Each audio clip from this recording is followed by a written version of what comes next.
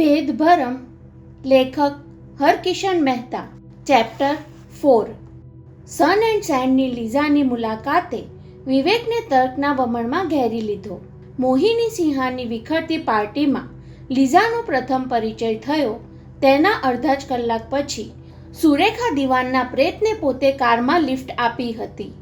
એ જ રાતમાં માત્ર કલાકના અંતરે બનેલી બે અલગ અલગ અણધારી ઘટના એકબીજાથી આટલી બધી સંકળાયેલી નીકળી તેના અચરજે વિવેકને વધુ વિમાસણમાં નાખી દીધો.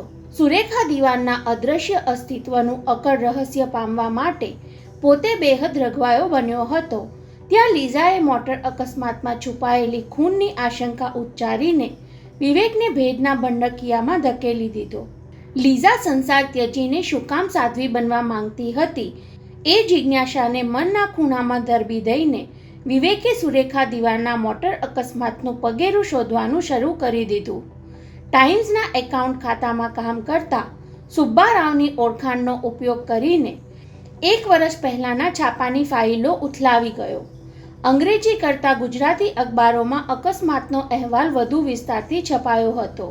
શહેરના પ્રતિષ્ઠિત ઉદ્યોગપતિના પુત્રવધૂનો જીવલેણ મોટર અકસ્માત.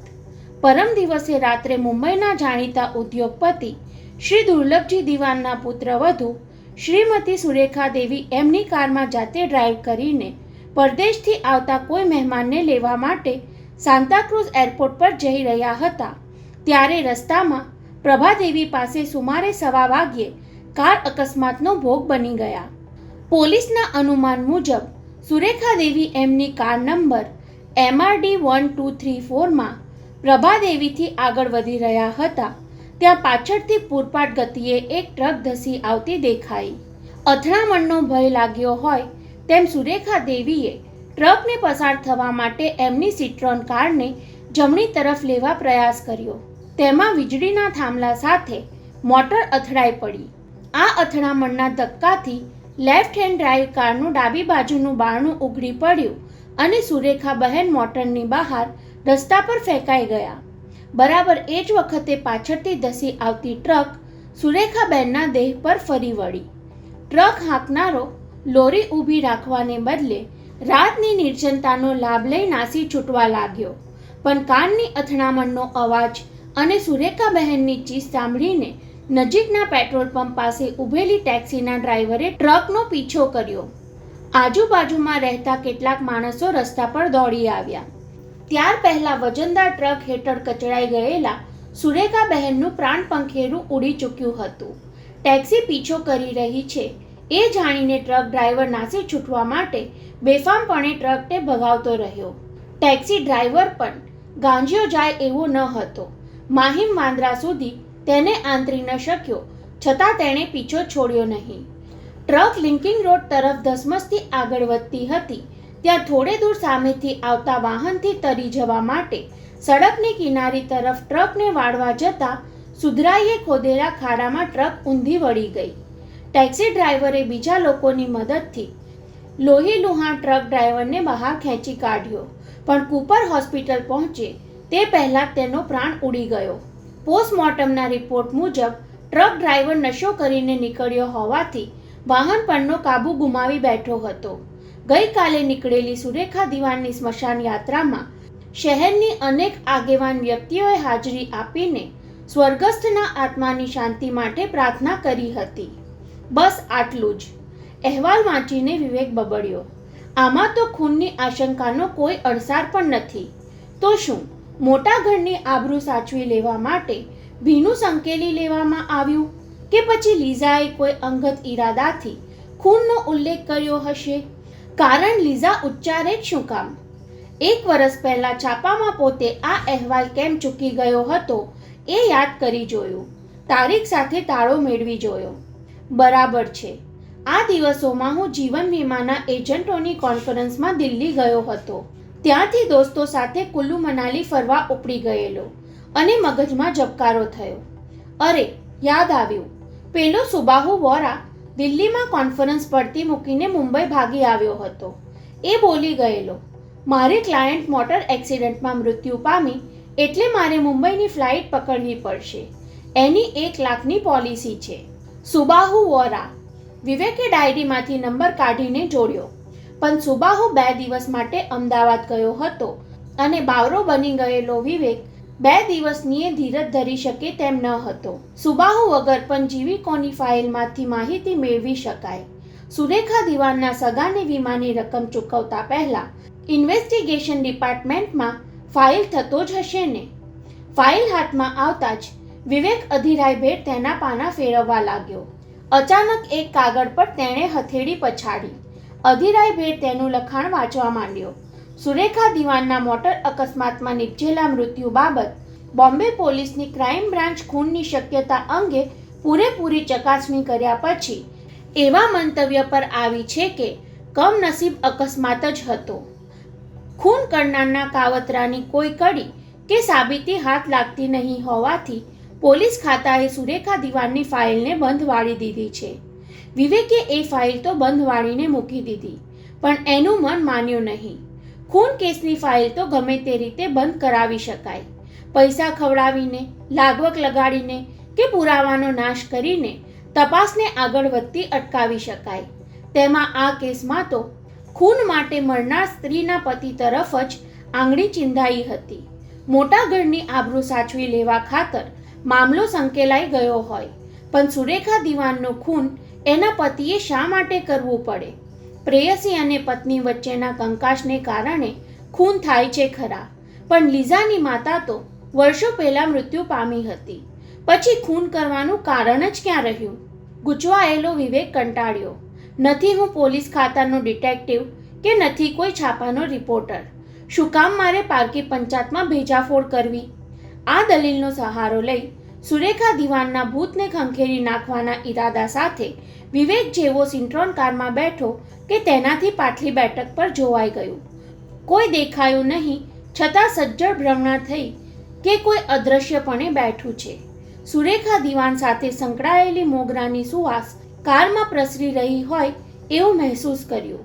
જાણે એ સુગંધમાંથી સુરેખાની આકૃતિ આકાર પામવાની હોય તેમ વિવેકે આગળના અરીસામાંથી પાછલી બેઠક પર દ્રષ્ટિ ખોડી રાખી, પણ કીકીઓમાં કાંઈ જ ઉપસ્યું નહીં. ત્યારે જાત પર હસીને તેણે કાર સ્ટાર્ટ કરી દીધી. અરે મન, તારી આશ તો ઉપાતી છે. એકવાર જેના રવાડે ચડી જાય ત્યાંથી પાછા વળવાનું તને બહુ વસમું લાગે છે. નિરાકારમાં આકારનો આભાસ ઉપજાવે છે, બંધિયાર હવામાં મોગરાની સુવાસ મહેસૂસ કરાવે છે અને એક સીધા સાદા મોટર અકસ્માતમાં ખૂનની ભ્રમણા જગાડે છે. હવે બહુ થયું. આજે તારા પર હું લગામ નાખી દઉં છું. ચર્ચ ગેટ વટાવીને કાર મરીન ડ્રાઈવના રસ્તા પર પહોંચી ત્યારે ઘર તરફનો જમણી બાજુનો વળાંક લેવા સ્ટીયરિંગ વ્હીલ ઘુમાવા લાગ્યો, પણ વ્હીલ સજ્જડ થઈ ગયું હોય તેમ જમણી તરફ ફર્યું જ નહીં. તેણે અચાનક મોટર ઊભી રાખી દેવી પડી. રસ્તો રોકાઈ જવાથી પાછળની મોટરના હોર્ન બરાડા પાડવા લાગ્યા. વિવેકે સંભાળીને કાર તો ડાબી બાજુ જાણે લઈ લીધી, પણ તેને એ બહુ વિચિત્ર લાગ્યું. સ્ટીયરિંગમાં ખરાબી હોય તો જમણી બાજુ ન ફરે તેમ ડાબી બાજુ પણ ન ફરવું જોઈએ. તેને બદલે આ તો કોઈ ઘોડાની જેમ જ હટ કરીને એ તરફ જવા જ નથી માંગતું. અને ત્યાં એક ભયાનક ધડાકાએ વિવેકને હચમચાવી નાખ્યો. ઝાટકા સાથે ગરદન જમણી તરફ ફરી ત્યારે નજર સામે ઉપસતું દ્રશ્ય જોઈને એ કમકમી ઉઠ્યો. બેસ્ટની લાલ બસ સડક વચ્ચેની પથ્થરની પાળી ઓળંગીને ગાંડા હાથીની જેમ ધસમસતી સામેના રસ્તા પર ઘૂસી જઈને હડફેટમાં આવેલી 3-4 મોટરોનો કચ્ચર ઘાણ વાળતી મરીન ડ્રાઈવની પાળ સામે અથડાઈને આડી થઈ ગઈ હતી.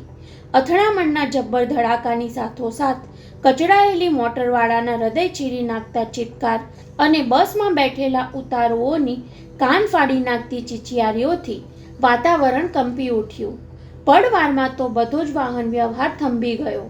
ઉથલી પડેલી બસમાંથી બહાર નીકળવા માટે ઉતારુઓ શોરબકોર કરતા હતા.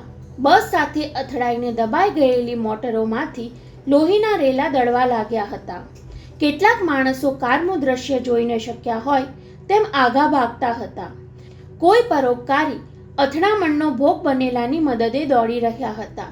પણ વિવેક ફાટી આંખે સ્તબ્ધ હૃદયે પોતાની કારમાં પૂતળાની જેમ જ બેસી રહ્યો.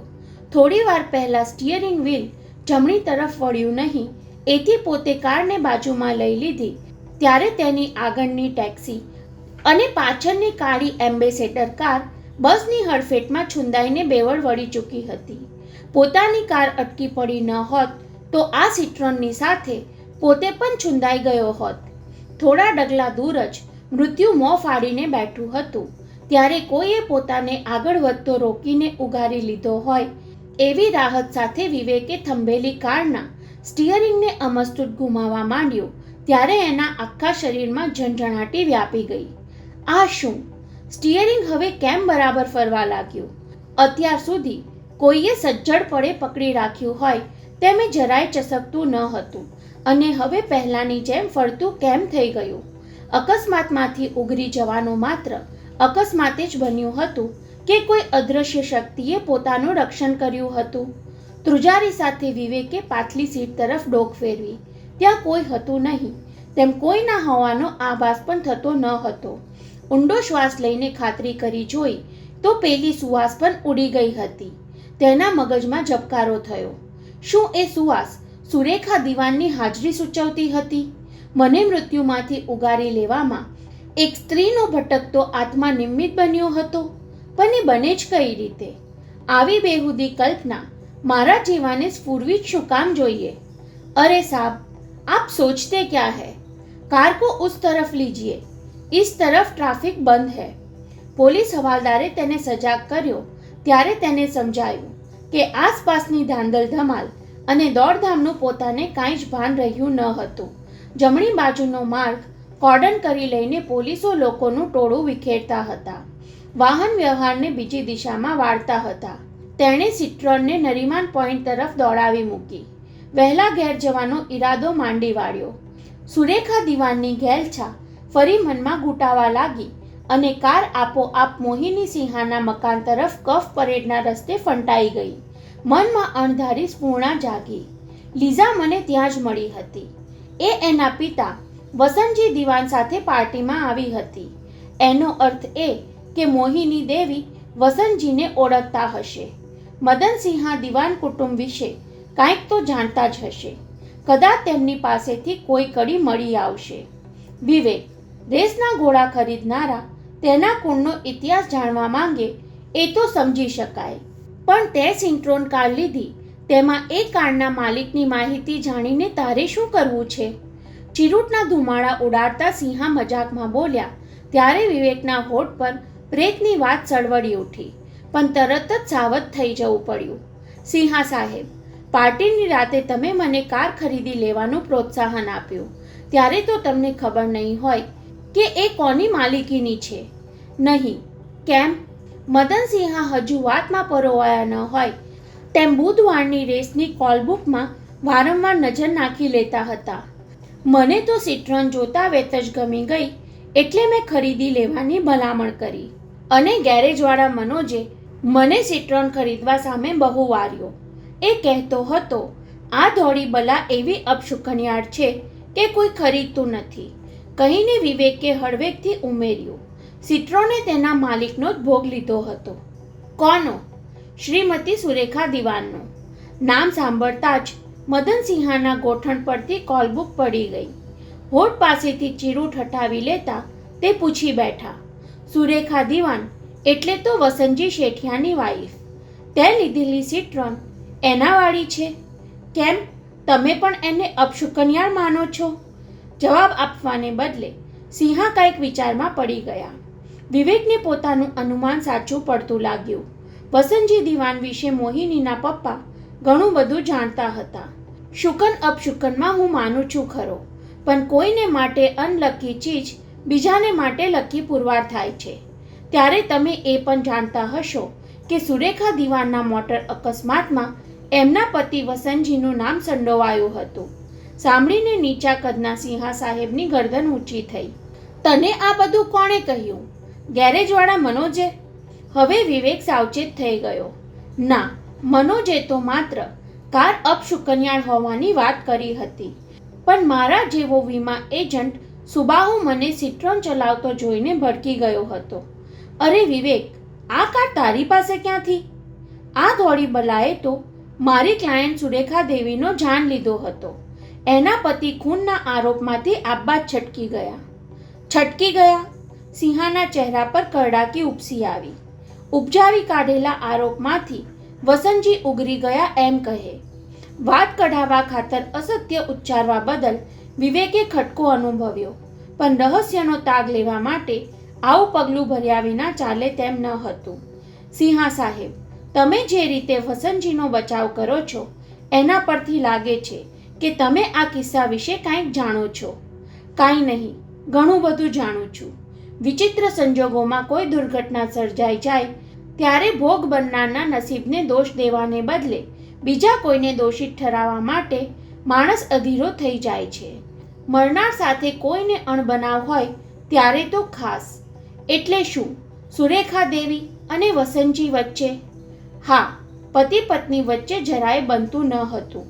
સિંહાએ બુઝાયેલી ચીરૂટ ફરી સળગાવતા કહ્યું, તું એ બધું જાણવા માંગતો હો તો સાંભળ, કહીને એ અટક્યા. એમની ચીરૂટના ધુમાડા એર કન્ડિશન રૂમમાં ઘુમરાવા લાગ્યા. અધીરો બનેલો વિવેક મદનસિંહા સામે તાકીને જોતો રહ્યો. એમના ચહેરા પર બદલાતા હાવભાવ પરથી લાગ્યું કે કહેતા પહેલા એ બધું વાગોળી રહ્યા છે. લાંબી વાત છે, છતાં શરૂઆતથી જ શરૂ કરું. મોહિની સિંહાને નવી ફિલ્મમાં કેવો રોલ મળ્યો છે એ સમજાવવા માટે સિંહા સાહેબ ક્યારેક વિવેકને ફિલ્મની સંપૂર્ણ વાર્તા સંભળાવતા. કથા કહેવાની એમની ભારે ફાવટ હતી. ઓતપ્રોત થઈને બોલતા હોય ત્યારે કોઈ વચ્ચે કંઈ પૂછે એની એમને ભારે ચીડ પણ ખરી. બીજી લડાઈ દરમિયાન આફ્રિકામાં અઢળક લક્ષ્મી કમાઈને દુર્લભજી દિવાન સ્વદેશમાં સ્થાયી થવા આવ્યા ત્યારે તેમના એકના એક પુત્ર વસંતજીની ઉંમર 23-24ની હશે. દેશમાં આવીને દુર્લભજી શેઠે પહેલ વહેલા 2 કામ હાથ ધર્યા. એક તો વસંતજીનું સગપણ કરવાનું અને બીજું ઘડિયાળનું કારખાનું નાખવાનું. પુત્રવધુ તરીકે પસંદ કરી 17 વર્ષની સુરેખાને અને ઘડિયાળના ઉત્પાદન માટે હાથ મિલાવ્યા સ્વિટ્ઝરલેન્ડની જાણીતી કંપની ઓમેગા સાથે. ધામધૂમથી થયેલા વસંતજીના લગ્ન પ્રસંગે ઓમેગા કંપની વતી જુવાન મેનેજર બર્ટન તેની પત્ની મારિયા જોડે ખાસ મુંબઈ આવેલો. એ વખતે કોઈને ક્યાંથી કલ્પના આવે કે લગ્ન પ્રસંગે આવેલી મારિયાને કારણે જ વસંતજીના લગ્ન જીવનમાં ઝંઝાવાત ફૂંકાવાનો હતો. લગ્ન બંધનમાં બંધાઈ ગયેલા પુત્રને ઘડિયાળના ઉત્પાદનમાં પલોટવા માટે દુર્લભજી દિવાને સ્વિટ્ઝરલેન્ડ મોકલ્યો ત્યારે સુરેખા દેવીને 3જો મહિનો ચાલતો હતો. પોતાની જ ઉંમરના બર્ટન દંપતીની કંપનીને કારણે વસંતજીને સ્વિટ્ઝરલેન્ડમાં જરાય પરાયું લાગ્યું નહીં. મારિયા તેને સ્વિસ ભાષા શીખવતી અને વસંતજી મારિયાને હિન્દુ પુરાણોની કથાઓ સંભળાવતો. મારિયા એને કહેતી, ગયા જન્મમાં હું જરૂર હિન્દુસ્તાનમાં જન્મી હોઈશ. એ સિવાય મને ત્યાંની સંસ્કૃતિની આટલી માયા કેમ લાગે? સ્વિસ ભાષા અને હિન્દુ કથા એકમેકની માયામાં લપેટાવા લાગી. વસંતજીએ પહેલીવાર મહેસૂસ કર્યું કે લાજનો ઘૂંઘટ, વરમાળા, હસ્તમેળાપ, ચોરીના 4 ફેરા ઉપરાંત 2 જીવને બાંધવા માટે બીજું કોઈ તત્વ પણ જરૂરી છે. સ્વદેશ પાછા ફરવાની મુદત વસંતજી લંબાવતો ગયો. મારિયાને કહેતો, હવે આપણે જુદા નહીં રહી શકીએ. ભારત જઈને હું તને બોલાવી લઈશ. જો તું દેશ અને પતિને છોડીને સદાને માટે આવવા માંગતી હો તો. એક જ દિવસે વસંતજીને 2 સમાચાર મળ્યા. એક ધારેલા અને બીજા અણધાર્યા. દુર્લભજી દિવાનનો મુંબઈથી કોલ આવ્યો કે સુરેખાએ પુત્રીને જન્મ આપ્યો છે. તે બાપ બન્યો છે, પણ વહુની તબિયત સિરિયસ છે. જલ્દી આવી જા. મારિયાની રજા માંગી ત્યારે એણે અણધાર્યા સમાચાર સંભળાવ્યા. ત્યાંને માટે તમે બાપ બની ગયા, અહીંના માટે હવે બનવાના છો. સાંભળીને વસંતજી કેવો હેપતાઈ ગયો હશે તેની કલ્પના કરવી નહીં પડે. તે મારિયાને ગર્ભપાત કરાવી લેવાનું કહી ન શક્યો ને મારિયાએ પોતાના પેટના ભારને પાપ પણ ગણ્યો નહીં. વસંત, તમે છૂટા છો. મન પર કોઈ જાતનો ભાર રાખ્યા વિના ખુશીથી જાઓ. જઈને તમારા કુટુંબમાં સમાઈ જાઓ. તમને બાંધી રાખવા માંગતી નથી. તેમ બર્ટનથી હવે હું બંધાઈ રહું એ પણ વાજબી નથી. હું સંતાનને જન્મ આપીશ જેનો પિતા કોઈ નહીં હોય, જેના નામ પાછળ નહીં બર્ટનનું નામ લાગે કે નહીં તમારું.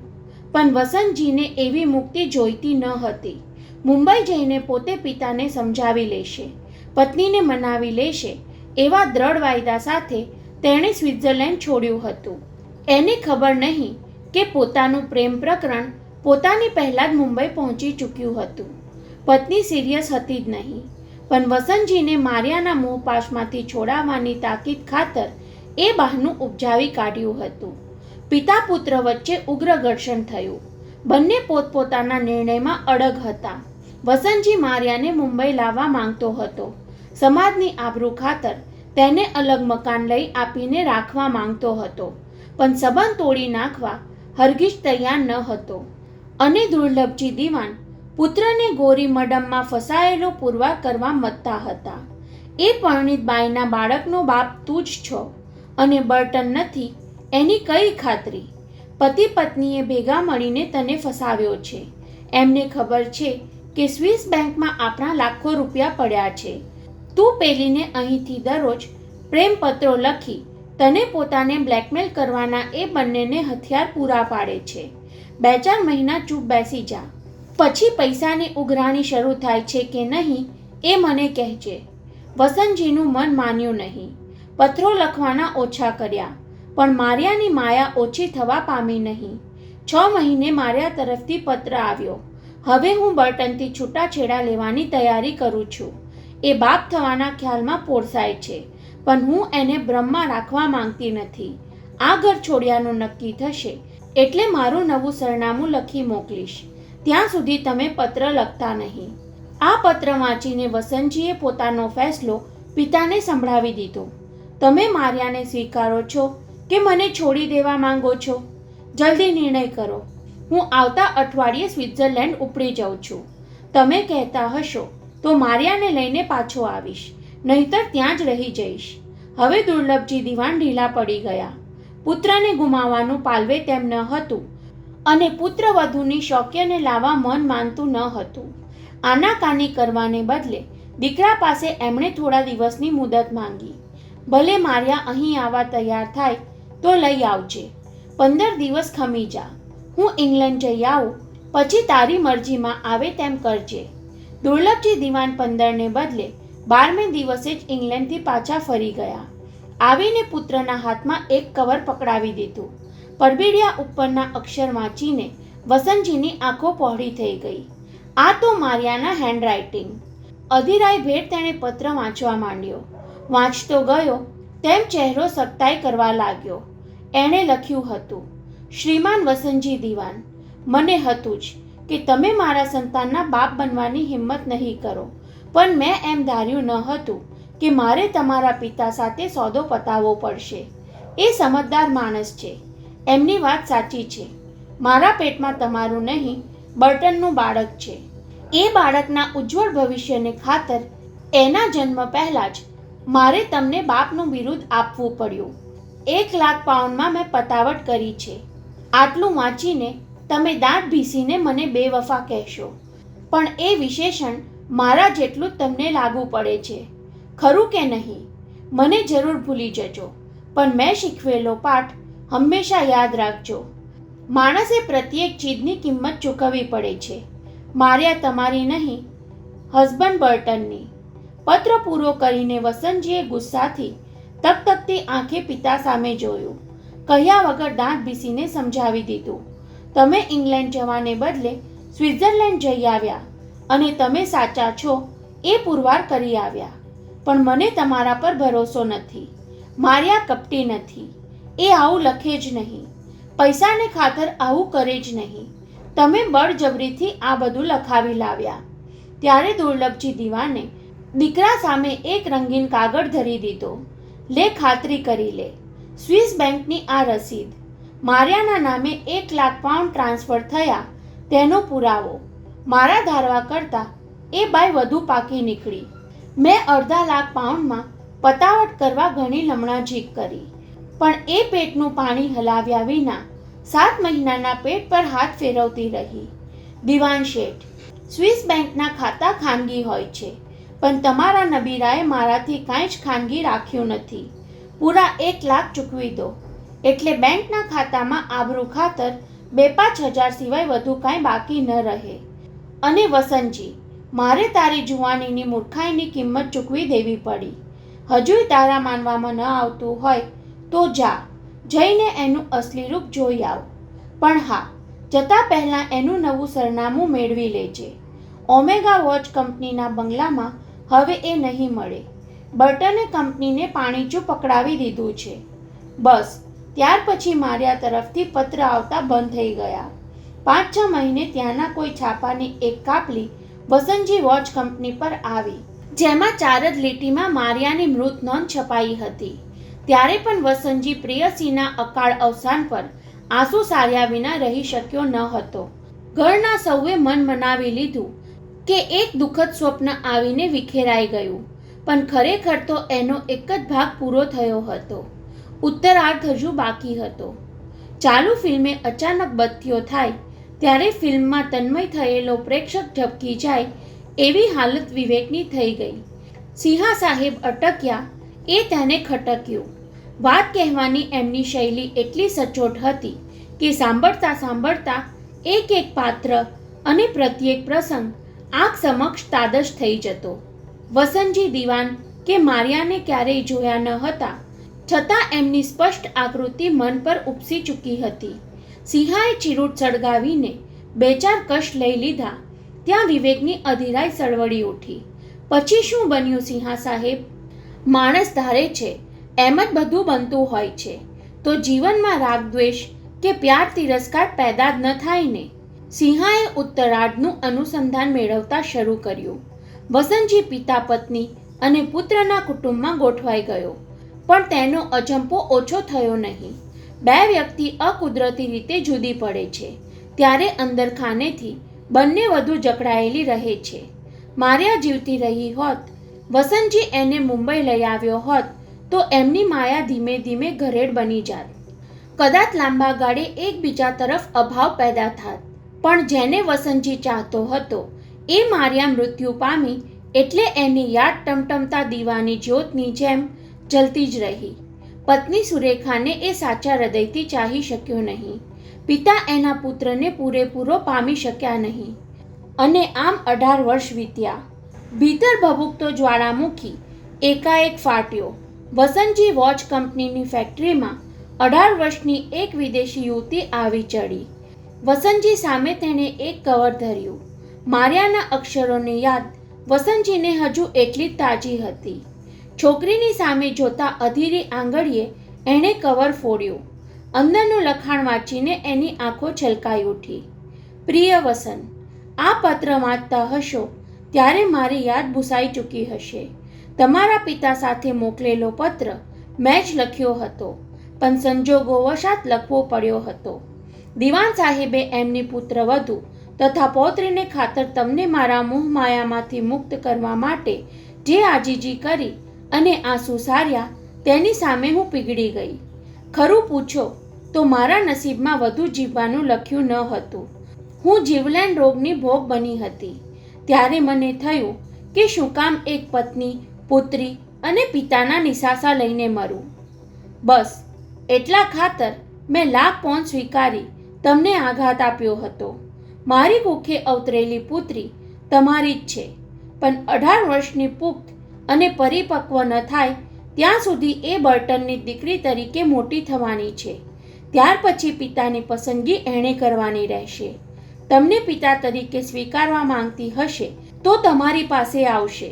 તમે એને પુત્રી તરીકે અપનાવવા માંગતા હો તો રાખજો, નહીંતર અમારા સમાજમાં પુખ્ત વયના અસંખ્ય સંતાનો પાક આવતા પંખીની જેમ ઉડી જતા હોય છે.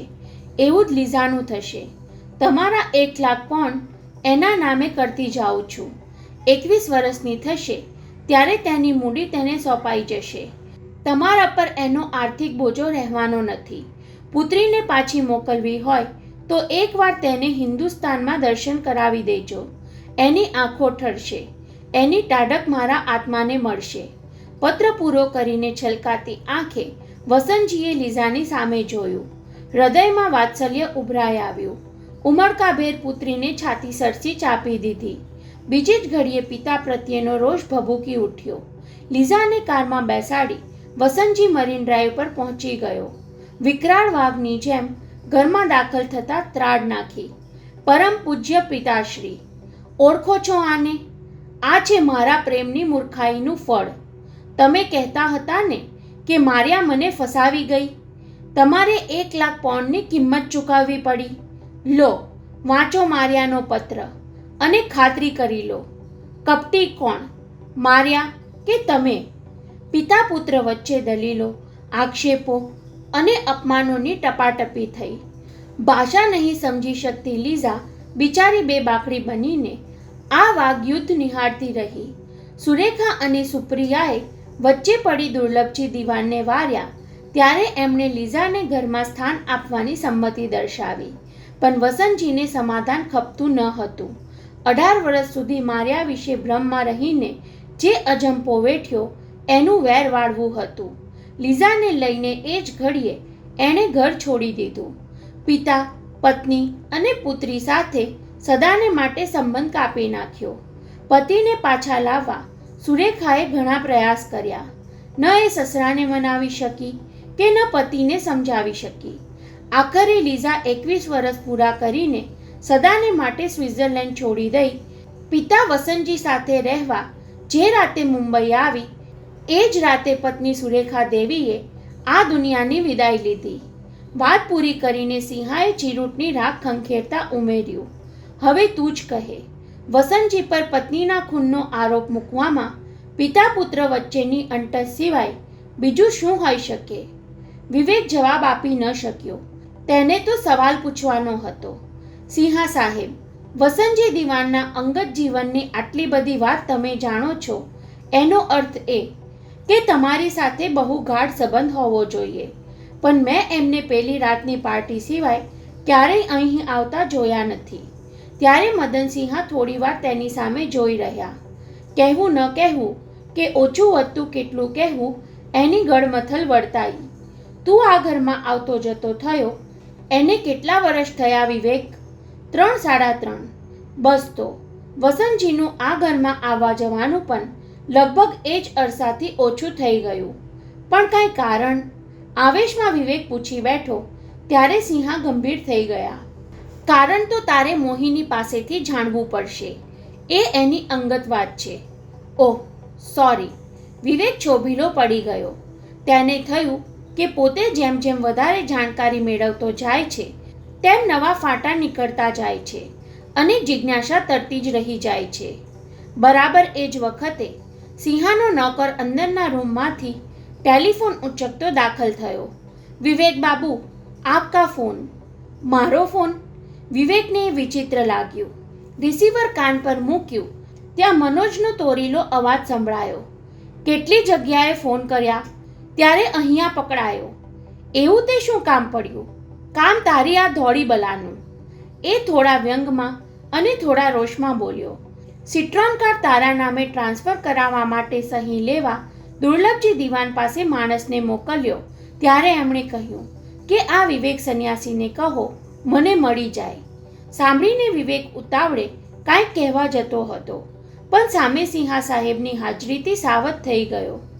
એમાં મારે મળવા જવાની શું જરૂર છે? એ તું દિવાન સાહેબને પૂછજે. એમણે તાકીદ કરી છે કે રૂબરૂ મળ્યા વગર કાર ટ્રાન્સફર નહીં થાય. ઠીક છે, હું મળી આવીશ. એમ નહીં, આજે જ મળી આવજે, મનોજે ભારપૂર્વક કહ્યું. દિવાન સાહેબ થોડા દિવસ માટે બહારગામ ચાલ્યા જવાના છે. બહારગામ? ક્યાં? એની તારે શું પંચાત? મનોજે કંટાળા સાથે કહ્યું. આજકાલ તારો સ્વભાવ ગામની પલટાઈ કરવાનો થઈ ગયો છે. કહીને તેણે ફોન કાપી નાખ્યો. વિવેક થોડીવાર રિસીવર પકડીને બેસી રહ્યો. દુર્લભજી દિવાનનું મને તાકીદનું તેડું કેમ આવ્યું?